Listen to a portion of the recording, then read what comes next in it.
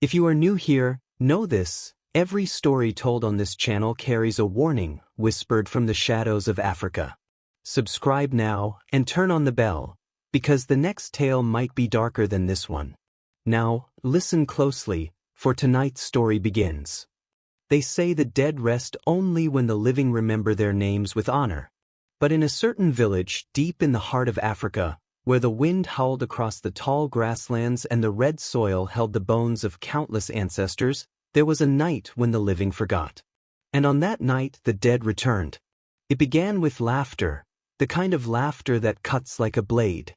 Cruel, careless, mocking the unusual, disregarding the sacred. A woman, born with a neck longer than any the villagers had ever seen, became the target of this ridicule. They called her names, whispered venom behind her back, and treated her presence like an unwanted shadow. She carried their cruelty in silence, though her silence was not ignorance, it was endurance. For silence has its own memory, and her silence listened to whispers buried deep in the earth. When she died, the people did not weep as they should have. Her funeral was not a ceremony of honor, but of relief. They buried her body quickly, muttering that a curse had finally been erased. What they did not know, what they could not imagine, was that a curse never dies when it is born from cruelty. A curse waits. It festers. And sometimes, it rises. The drums of mourning that day beat hollow, but when night fell, another drum was heard, one no human hand had struck. It echoed from the graveyard, slow and thunderous, each beat vibrating through the villagers' chests. And when they turned toward the baobab tree where she lay buried, they saw the impossible. The earth moved. The dead stirred. What had been mocked in life demanded fear and death. The village of Ezi, where this tale unfolds, stood framed between two rivers and guarded by a great baobab tree older than memory itself. Life there was simple, shaped by seasons and bound by ritual. They sang to the soil when planting, feasted when harvesting, and poured libations to honor their ancestors. But pride, like a creeping weed, had grown among them. Tradition became performance. Respect hardened into arrogance. The young mocked the old songs, the old ways were rushed or forgotten, and whispers of scorn spread like snakes through tall grass. Into this soil of arrogance and forgetfulness, the long-necked woman, Adaku, was born. Her presence unsettled many. Her neck, stretched like a question mark toward the heavens, was unlike anything they had seen. To some, it was simply strange. To others, it was an omen of misfortune. Children mocked her in cruel songs. Women gossiped that she would never find love. Men avoided her as though her difference might cling to them like a sickness. Yet Adaku endured. She tended her farm, fetched water, carried herself with quiet dignity. But she was not blind to the scorn. At night in her small hut, she wept. Her tears fell into the earth, and the soil drank them greedily, drop after drop, until it remembered. Years passed, and Adaku's life remained one of solitude. She never married. She had no children. Even in illness, few came to her aid. And when death finally claimed her, no chorus of mourning rose. No wailing women sang her spirit into the afterlife. Instead, the villagers whispered jokes as her body was lowered beneath the baobab tree. They laughed as if her burial was not a passage, but an erasure. But the earth does not forget. And the ancestors do not forgive. That night, the winds shifted. A coldness seeped into the village. Dogs howled at nothing. Elders, proud in their wisdom, woke trembling from dreams of roots wrapping around their throats. And in the pause between heartbeats, whispers rose from the grave. At first, it was small. Children swore they saw footprints circling Adaku's mound, not pressed down into soil, but pressed up as though something had walked from beneath. At night, her hut glowed with lantern light though no one had entered. The wind carried murmurs from its walls in a tongue too old for human memory. Elders dismissed it as childish fear, until the curses began. Goats were found with their necks twisted backward.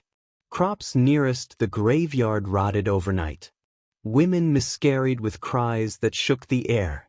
And at night, laughter drifted from the graveyard, the same cruel laughter once thrown at Adaku. Only now, it came from no living throat. Fear consumed the village. Some whispered Adaku had returned. Others feared that it was not she alone, but the ancestors walking beside her in vengeance. Still, no one dared perform the forgotten rituals. It was already too late. The truth revealed itself on a moonless night. The villagers had gathered for the funeral of a respected elder. Drums beat, chants rose, flames cracked in the courtyard.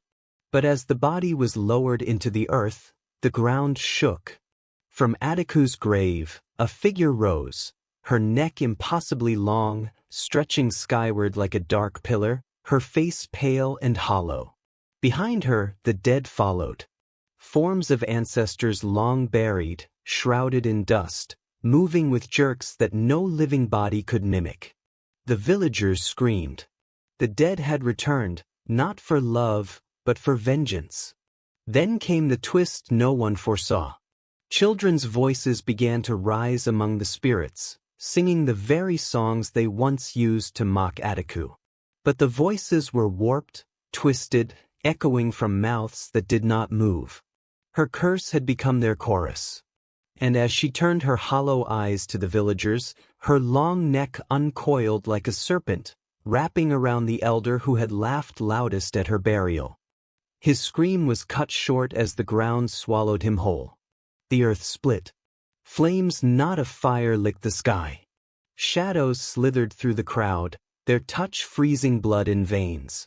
People clawed at their faces, fled into the forest, or fell lifeless where they stood.